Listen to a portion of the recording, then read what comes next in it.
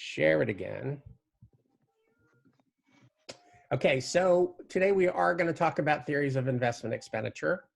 But first, let's talk about what we're going to do today.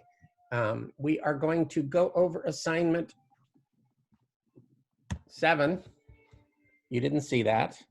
And then we're going to at least start talking about modern theories of investment expenditure, which we will finish on Friday. And then I wanted to say a few things about the final exam today.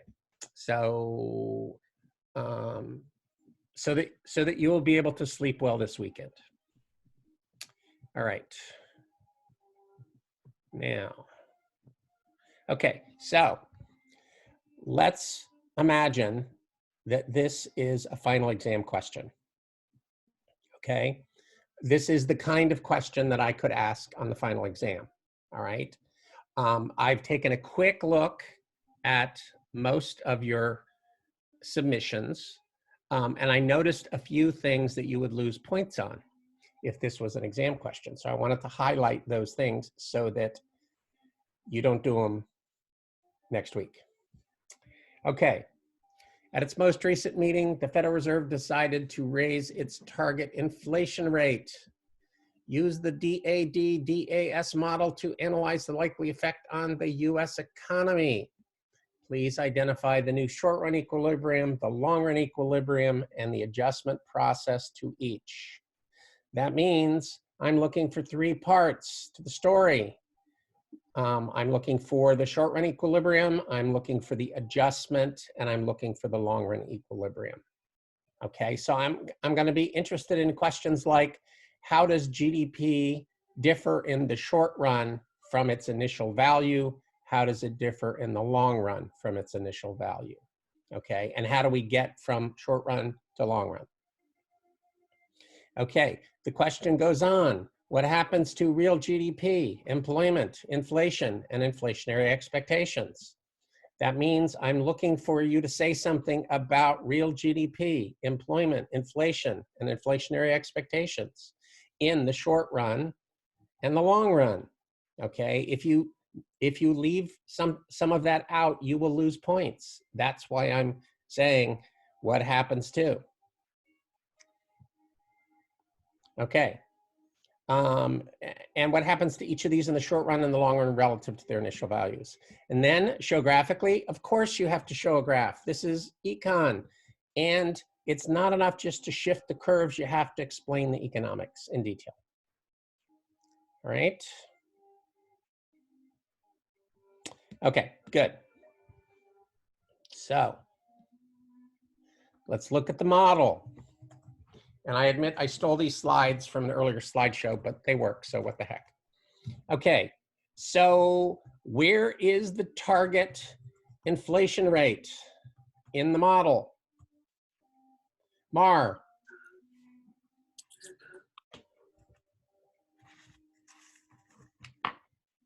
Mar, are you there?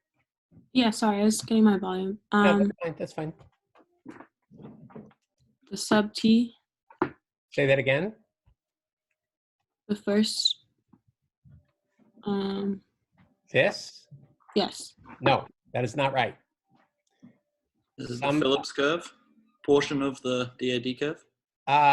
It's not the Phillips curve. The Phillips curve is part of the DAS curve. Okay, but it's this term right here, pi star. That is the inflation target. Okay, Mar. Remember this equation vaguely?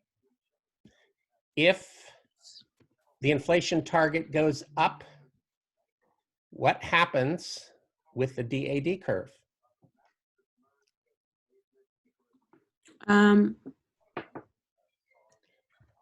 It shifts to the right. It shifts, yeah, right? Everything within the square brackets is a shift thing. Okay, good. Oh, that's not right. Okay, never mind. I apologize. All right. So, because aggregate demand is going up, we're going to see a rightward shift in the DAD curve. Okay, so this is the new short-run equilibrium at point B. And it's the result of the Fed increasing its target inflation rate. Now, let me see if I can find that equation somewhere. Okay, everybody with me so far? Is Rachel's dog paying attention? Hope so. Okay, actually Rachel's sister's dog, I believe to be correct. Okay, now here's my question. According to the graph, what happens to GDP? Charlotte? Charlotte. What happens to GDP? Wouldn't it go up? It does. It goes from Q0 to Q1. That's an increase. Now, here's the interesting question. Why does it go up? What is it about the model which causes GDP to grow? Well, the easiest way to look at that is to look at the equations of the DAD curve. Okay, so, ouch, that's a mistake. Turn ink into shapes, got it, yeah, and that's not what I want. Okay, draw, erase. Okay,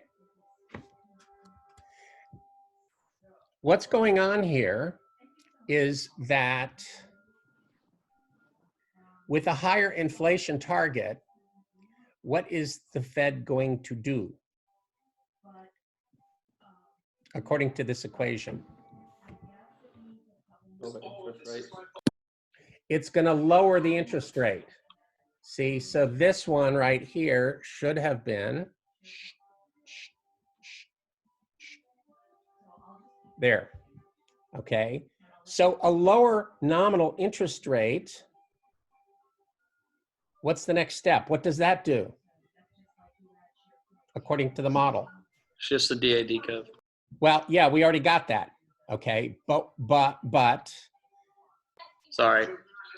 Lowers real inflation rate. Correct. No, lowers the real interest rate, right? Yeah. Lower nominal interest rate, lower real interest rate.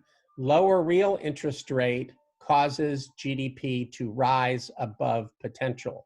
We know the backstory is lower interest rates are going to stimulate autonomous expenditure, right? And that increased autonomous expenditure is going to give us an equilibrium level of GDP, which is higher than potential. And that's why we ended up at point B. Okay, any questions about that? See, it all comes from the equations and from you thinking about what you know is behind the equations. If you don't tell that explanation, you're going to lose points.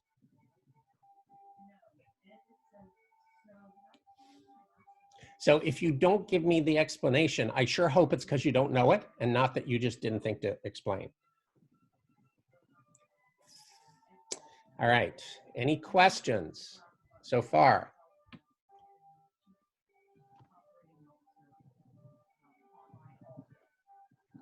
All right, GDP we got, inflation we got. Now we need to figure out what happens to employment and to inflationary expectations. So let's go back here. What's going to happen to employment? Or what's going to happen to employment on the equations here?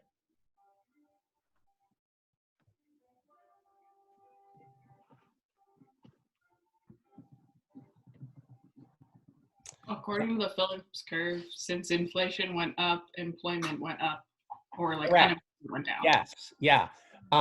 By way of Okun's law, not that I would expect you to say that, but the DAS curve takes the Phillips curve and then inverts it using Okun's law, right? So you would expect that when GDP rises above potential, that employment rises above the natural rate. Okay, very good, very good. Let me scroll down to the next screen worth of people. Oh, good, this is a Matthew question. Matthew, what happens to inflationary expectations in the short run? Inflationary expectations in the short run would stay the same because there's Absolutely right. no He- change He in the saw the previous trick period. question. Exactly. So inflationary expectations are unaffected. I knew you guys were a strong class. All right, so that's the short run. Why do they stay the same in the short run again? Because inflationary expectations are last period's inflation rate. And last period's inflation rate was constant, it didn't change. So there, you know, there's no, there, even though at the moment people are being fooled into underestimating inflation, it's not until next period that they notice that. Thank you. Okay, which is a great segue. Okay. Now, second, no, sorry. This is what I think I need. In the second period, okay, the first thing that you notice is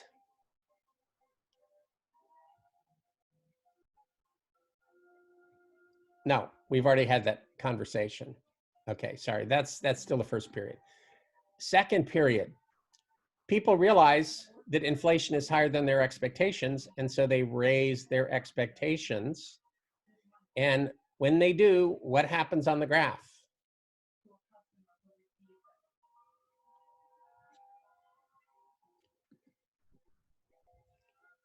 It Oh, shifts the DAS curve to the yes, right. because it's in the brackets. So the DAS curve shifts up. Okay, and when the DAS curve shifts up, the inflation rate rises. Okay, so we've got ourselves in this situation. The DAS curve is shifting up.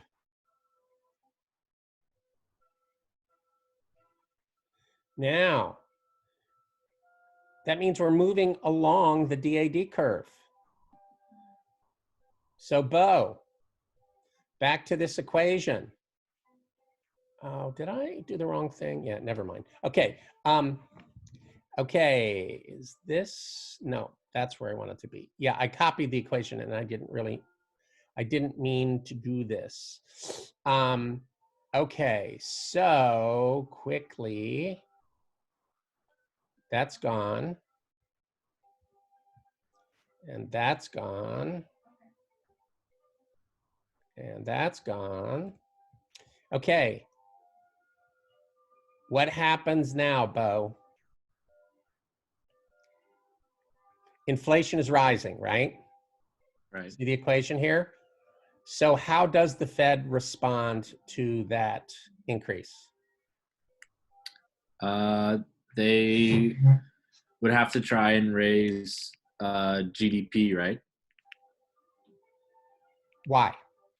In order to counteract the inflation. Okay, but probably that would require doing something to interest rates, right? Yeah, so you would lower interest rates. Okay, but lowering interest rates would stimulate spending, and we want to slow the economy down. Okay, so opposite, raise interest rates. Yes. Okay, raise interest rates. Okay, notice what's happening here. In the first period, pi star went up. In the second period, pi started to rise. But the thing to recognize here is it's getting closer to matching pi star, which is what they want.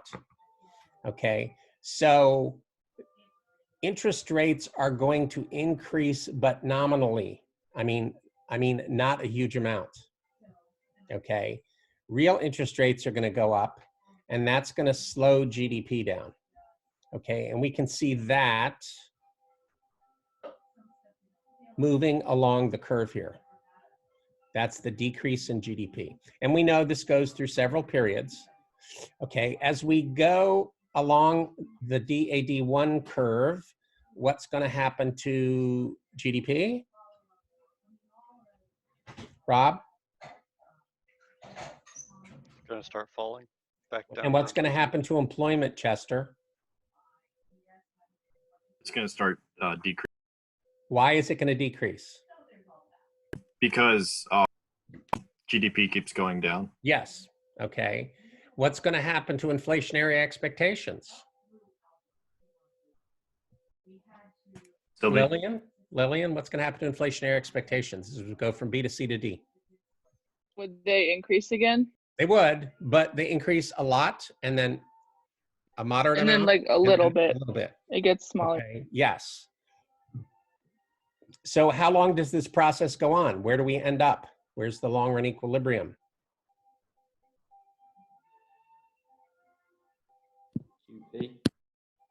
It's going to be returning to potential output at this point right here where I'm hovering around. Okay. So when the dust settles, what's happened to GDP? Return to its natural level. Yes. What's happened to employment? Return to its natural level. Right. What's happened to inflation? Reached its new target rate. Yes. And what's happened to inflationary expectations? They're now the same. Exactly. It's constant. All of those things. Yes. A+, Matthew. All right. Does anybody have questions? So since there's an increase in inflation, wouldn't that mean that there would be a decrease in unemployment because they work inversely? So wouldn't employment not go back to its rate from before? No, because the DAS curve is shifting up. It's movements along the DAS curve that show the relationship that you're talking about. Okay, higher inflation, lower unemployment, but as the DAS shifts, you're getting higher inflation and higher unemployment. Okay, thank you. Sure.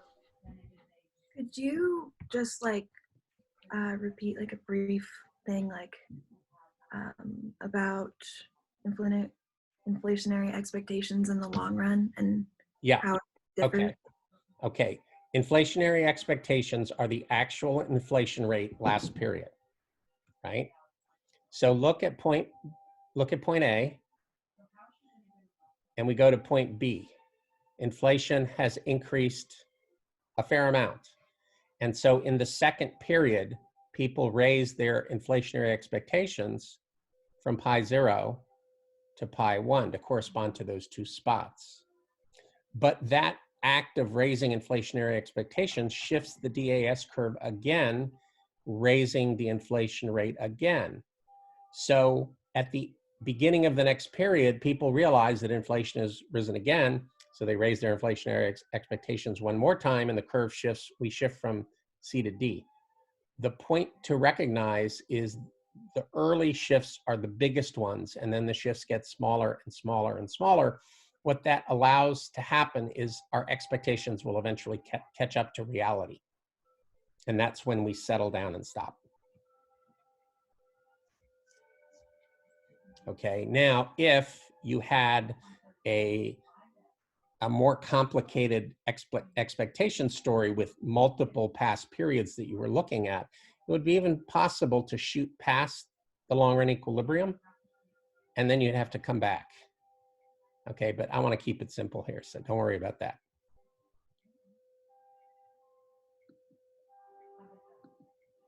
All right. Other questions?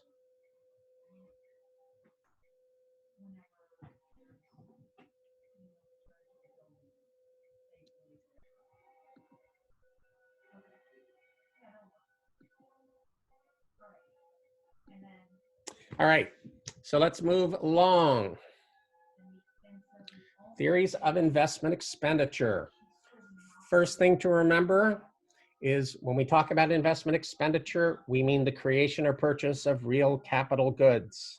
We're not talking about putting money in the bank or the stock market. That's savings or financial investment, right? So this is the business, when business buys or has built new equipment, new software, new computers, a new factory, a new office building. And the one exception to what I just said is also when households purchase houses. That's considered investment expenditure as well. Okay, now, there are two threads in the investment expenditure literature. Okay, the first thread, and not in any order here, I'm not saying that one is more important than the other. The first thread is that firms will invest when they need to increase their production capacity, right? So given the size of your factory, you can produce up to a certain amount of output. And then if you go beyond that, while it may be possible for a while, your costs are going to go through the roof and you're not going to want to do that, right? So when demand approaches capacity, firms start to think about the need to increase their capacity, and that requires investment. The second thread is that firms invest when the cost of investment decreases. Now, if you go back to our simple Keynesian theory of investment, he recognized these things. He said investment depends on the expected return, which, if the firm is close to capacity, would be high. But if you're in the pit of a recession, the expected return will be low. Okay, so the expected return is, according to Keynes, is going to vary depending on where you are in the business cycle, depending on what the demand looks like for the firm. Second, investment depends on the expected cost. Now, in the simplest case story, Keynes said, let's focus on two things. First, the MEI, and second, the interest rate. The MEI stands for marginal efficiency of investment. And you can think of it as something like the marginal product of capital or the expected rate of return, if you want to think in a more business sense. Okay? This is the thing that Keynes argued was very susceptible to what he called animal spirits, highly subjective. He said, businesses' marginal efficiency of investment can dramatically increase or decrease overnight, and we don't necessarily even know what caused it. Look, for example, at what's happening to the oil market these days. Okay. The second component is the interest rate. All right. Now, having said that, we've been focusing, and Keynes much of the time focused on the very simplified model that says investment is a function of the interest rate. Okay, that's clearly not sufficient. And so we're going to try to expand on that right now. All right, any questions before we go on? What's MAI again? Marginal efficiency of investment. Remember Keynes, he's the one who came up with the average propensity to save as the name for the saving rate. Never, according to Keynes, never say in 3 words what you can say in 27, because it sounds more impressive that way. Okay, it's why people hate scholarly writing. And that's only partially a joke. Other questions? Yeah, will the final be take home, or will it be like a quiz on Canvas? I haven't decided yet. We'll talk about that later. We do take Okay. All right. Maybe it'll be multiple choice on Canvas. That would be easy for me to grade anyway. Okay, now we're going to focus on 2 theories.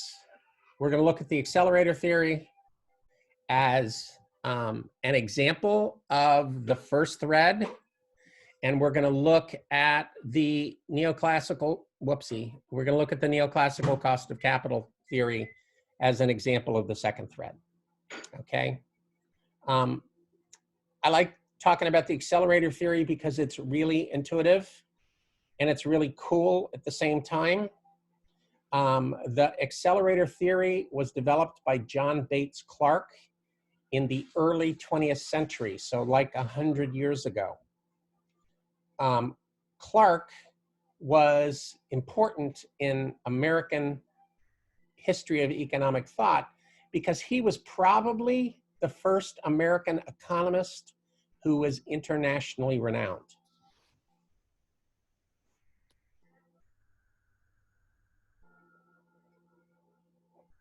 Okay, so Clark said, why do firms demand capital? They demand capital because they need it to produce output. So he said, let's suppose that the firm's desired capital stock in period T is a linear function of Q. So it's K0, which is the intercept, K1 times the expected level of output in period T, right? So what this means is you want the right size factory to match the amount of output that you expect to produce, right? So little k1 here is a coefficient, but what it really is the optimal capital output ratio for the firm. Does everybody see that? Because if you don't, you're not going to see anything. Any questions about that? Very simple equation. Firms acquire capital because they need it to produce output. And what follows is the more output they're going to produce, the more capital they're going to need. All right. Now, if this is true, if this statement is true in period T, well, then it's also true in period T minus 1. I know, you're probably thinking, big whoop. You'll see. You'll see. Okay, so then then Bates said, let's assume we're looking at a period of time long enough to allow the firm to adjust its actual capital stock to meet its desired level, right? So this is a longish run theory, like at least a year.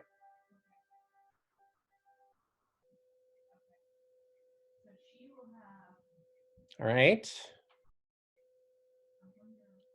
Now,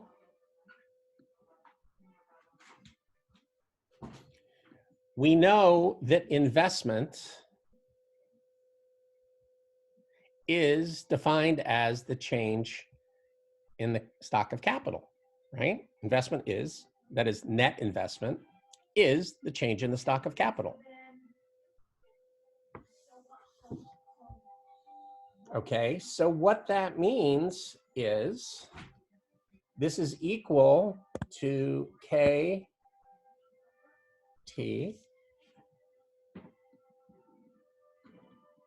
Whoopsie. Having trouble with my fingers here. Come on, there we go.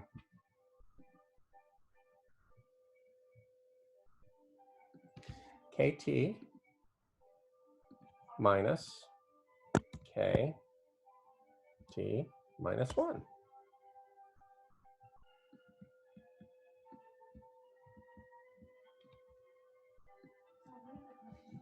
Right? Now, what is KT minus 1? Well, it's this equation minus this equation.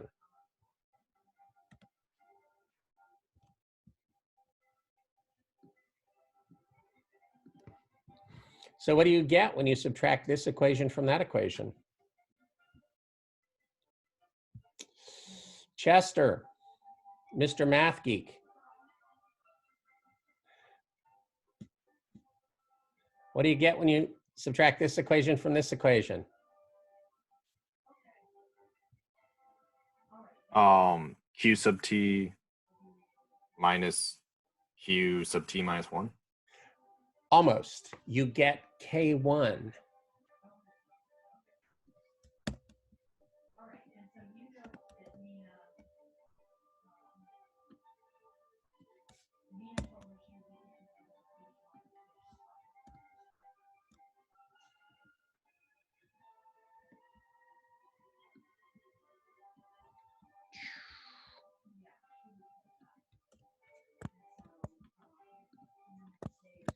So that's what it is. Okay, so investment then is K1 times QT minus QT minus 1.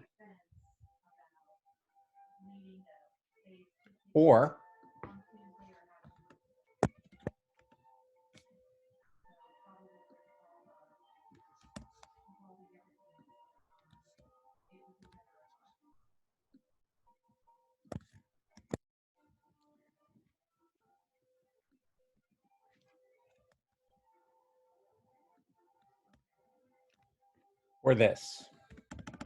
Investment is K1 times delta QT. Or to put it in words, the level of investment is proportional to the change in output.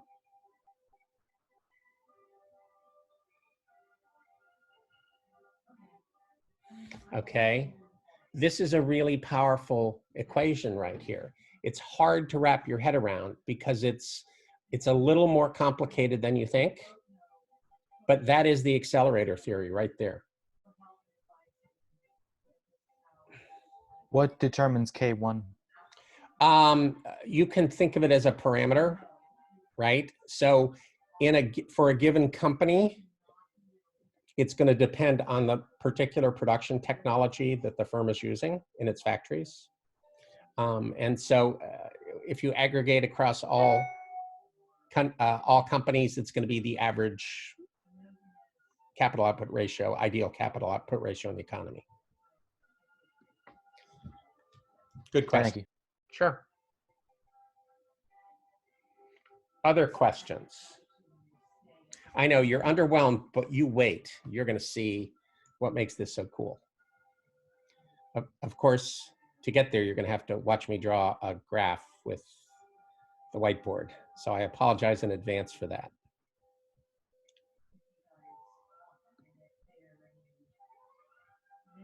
All right. Everybody with me so far? No confusion, I hope. All right.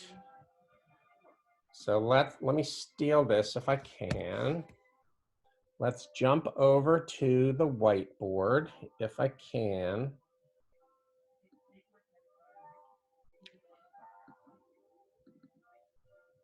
All right, let's go down here. No, it's not going to let me do that. Okay, that's fine. Well, let me just text. Ah, it worked, sort of.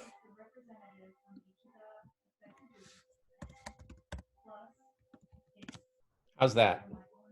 Close enough? Okay, that's not the cool part. Okay, let's draw two graphs. One graph. Don't want red, we want black.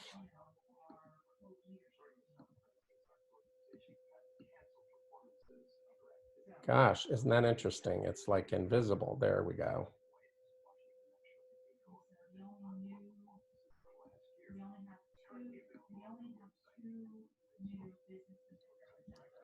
All right. See if I can move this. Nope, that didn't work. All right, here's the other graph. These are intentionally lined up.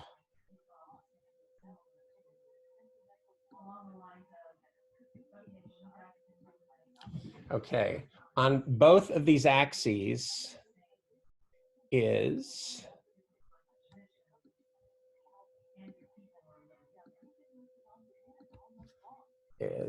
time.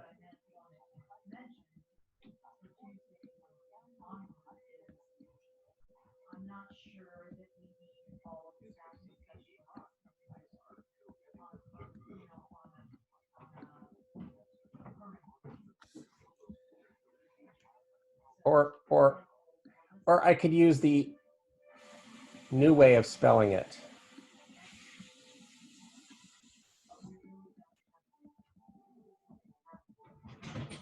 Time. There ought to be a bonus for coming to these classes, right? So if you're missing class today and you don't understand what time is, too bad. Reach out to your partners, right? Okay, now here's what we're going to do. we're going to put GDP up here. And we're going to look at it over time. And then we're going to put investment here. And we're going to look at it over time. All right, any questions of where we're going with this?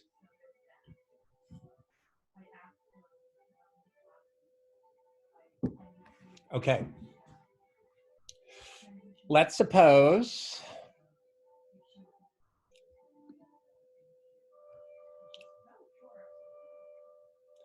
dare I do it with a straight line? Maybe? No. All right. Let's suppose that GDP is growing. That's not what I wanted. I wanted this one.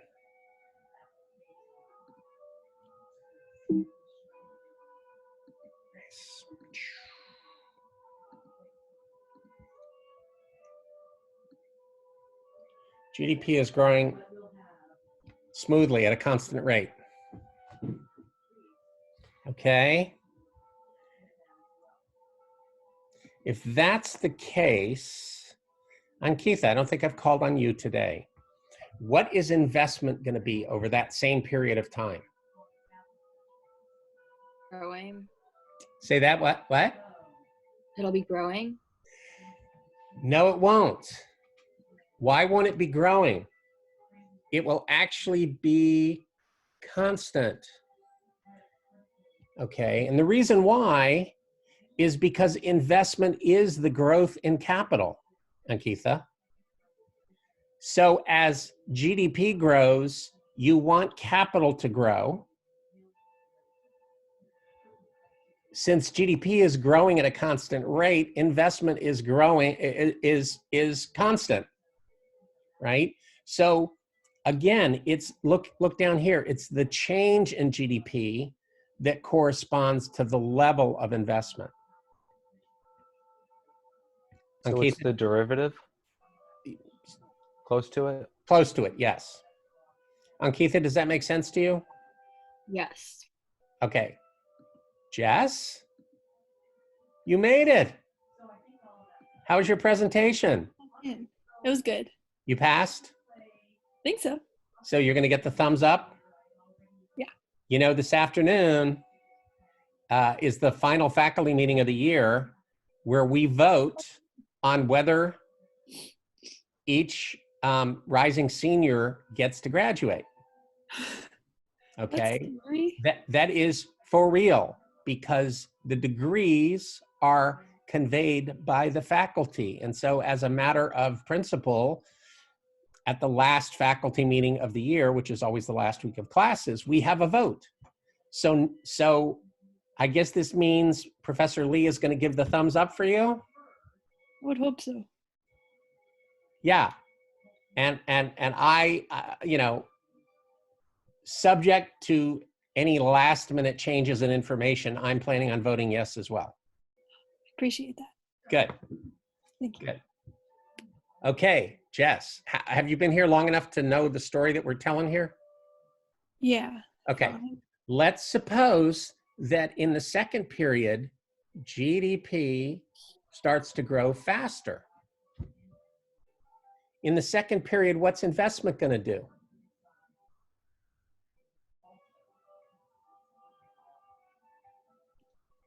Grow. It's going to increase. Yes, exactly. Okay. As long as GDP is growing at a smooth but higher rate, investment will increase like that. Okay. Now, then suppose that GDP returns to its original growth rate in the third period. Sierra, what will investment do?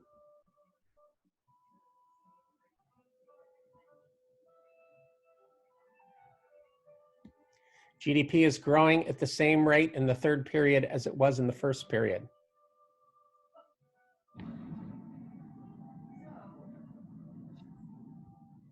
Will it go back up again? Do we need even more capital or what?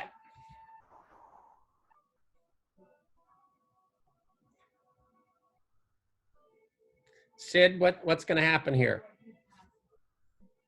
It's gonna go back down to the original Yeah. level. Sierra, do you see that? It's going to drop back down to here.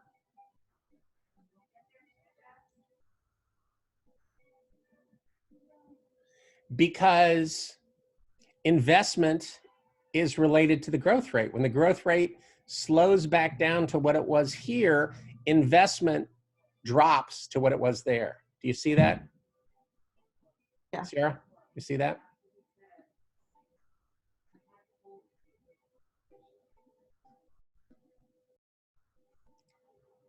Sierra? Yeah, I see it. Okay, good. Okay, now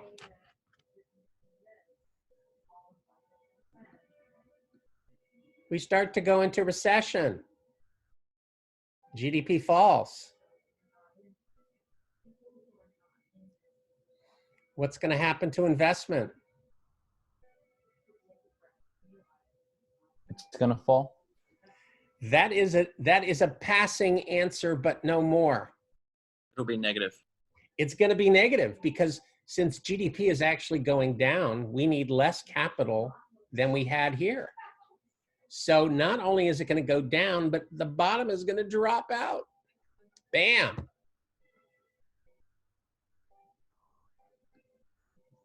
Is that supposed to mean that firms are selling their capital?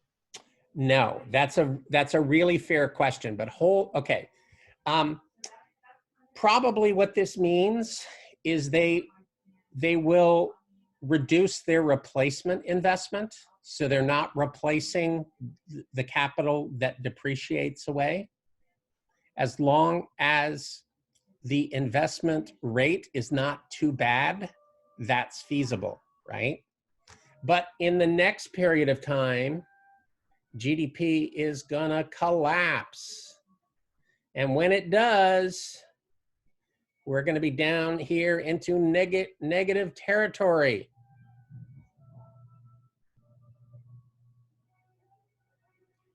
All right, let's see if I can. All right, I guess I'm gonna have to fake it like this.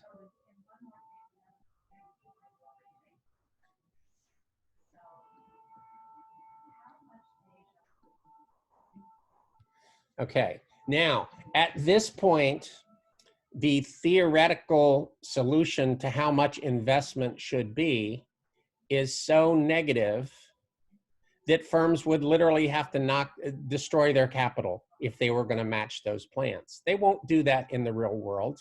And in fact, Clark recognized this, and in this situation, he said, and I quote, this is going to wake up Aspen if anything will, "The accelerator has been disconnected."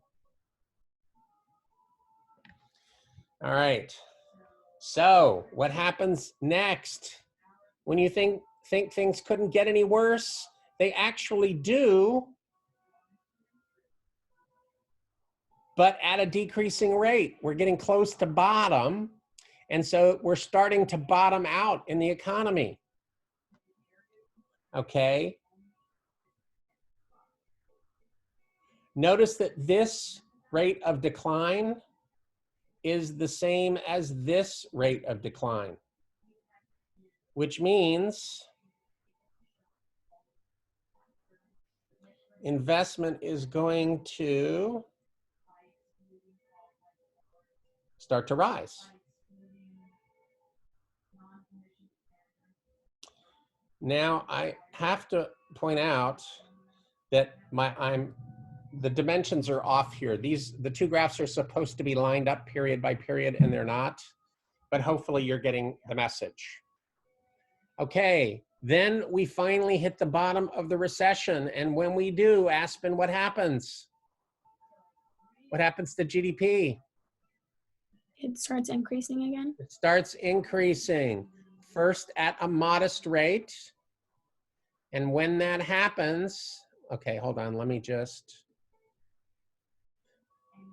this rate of increase is the same as where we started, which means what is investment going to do? It's going to go up to where it was in the It's first going to period. go up to where it was.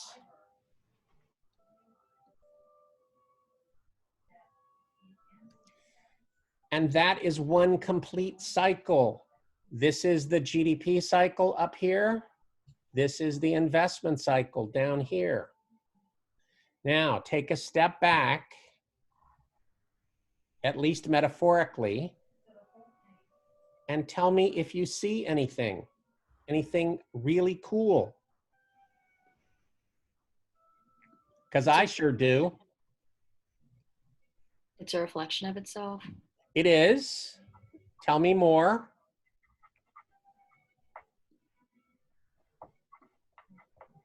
Suppose, okay, let's see. Who else is in the advanced economic analysis class besides Jess and Taya? Anybody? Aaron? I am. Okay. Yeah, Anybody else? Yeah, I am too. Is it possible that an economist would want to forecast GDP? Yes. Yes, they would. How might they easily do that using the accelerator theory? Pass. Huh? Pass. Okay.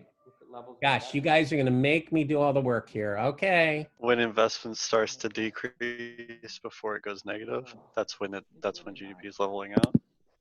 Look at this, guys.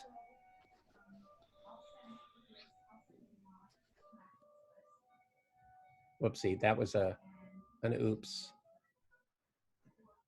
What's this? Aaron, what's this point? The pinnacle. The peak of GDP. Correct. What's this point here? Is that also that'd be the peak of, or is that when GDP peaked? Nope. No. Nope. No. I'm wrong. What's the lower graph? Peak in investment. It's the peak in investment. Now look over here. What is this?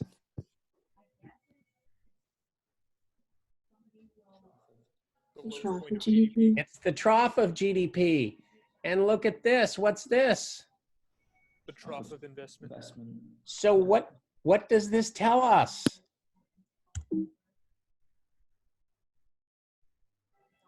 That investment peaks before GDP peaks? Yes, investment is essentially a leading indicator of GDP.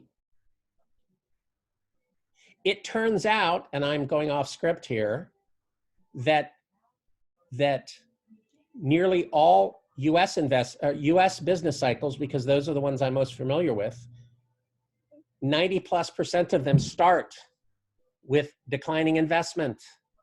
So if you want to forecast recessions, focus on business investment or focus on investment expenditure more generally. Okay, it's a great way to go. All right, any questions? You may have. I had a question. Sure. So on the top graph, the trough on the right side is about the same height as where we started, but the trough for investment goes down farther than where we started. So is it investment? That may not be significant. It may just be that I drew it that way accidentally. What we do know is that investment has to go negative over this time frame. Okay. Other questions?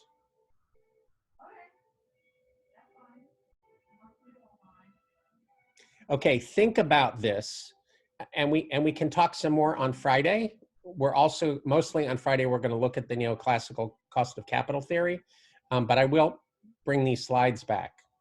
Okay, now, without further ado, see if I can find what I was looking for. Stop sharing. Not there. Yes. Okay, here we go.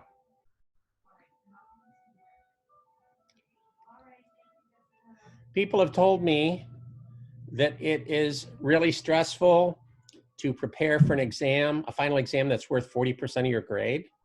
Sid, do you agree with that? Completely. Yes. Okay, good. So I'm gonna take the uncertainty out of it completely.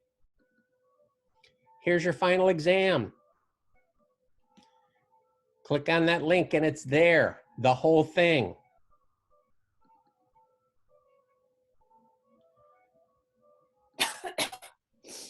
All right, I will even pull it up for you.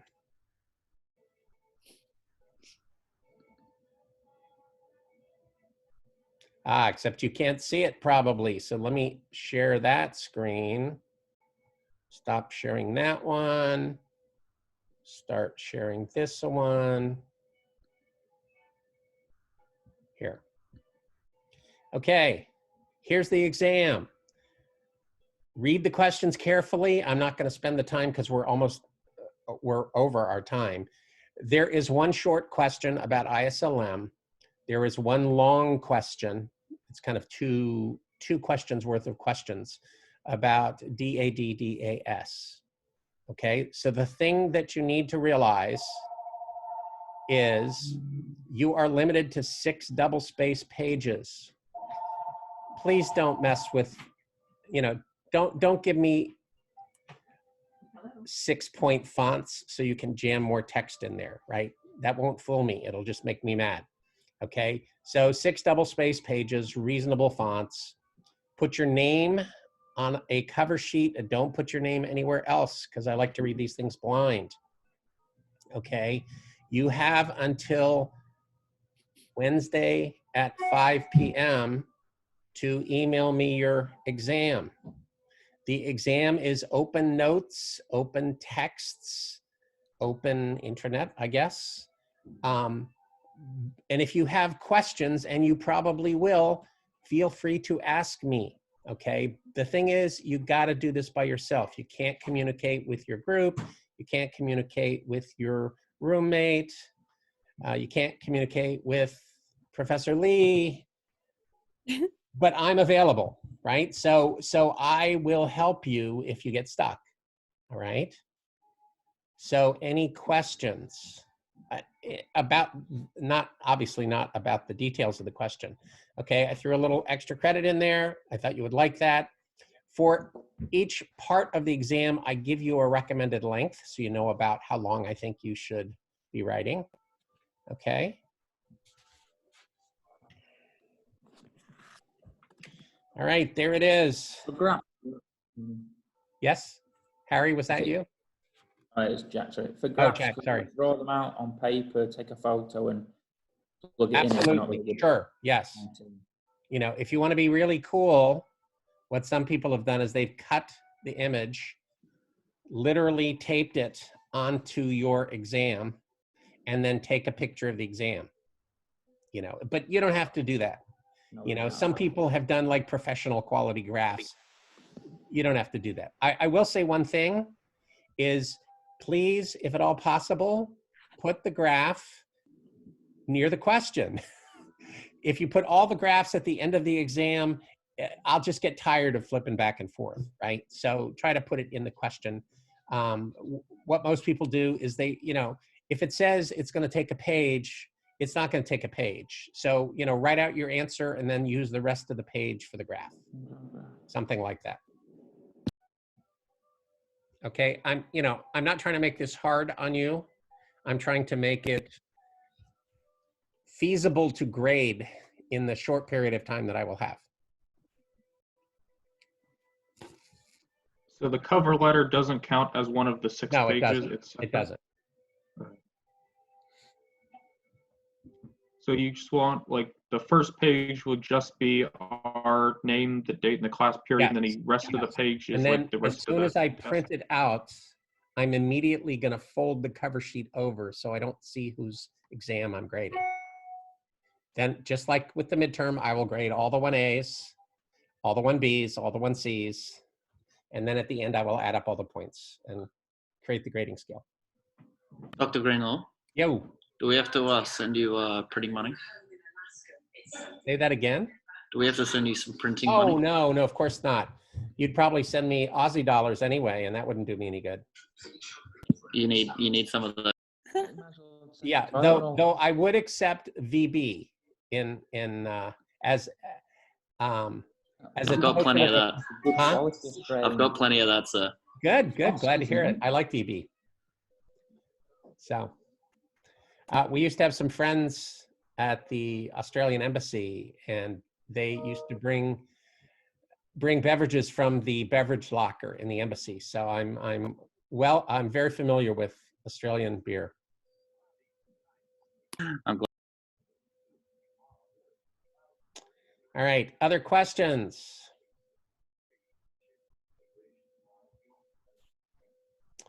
All right, think about it, and we will talk more on Friday.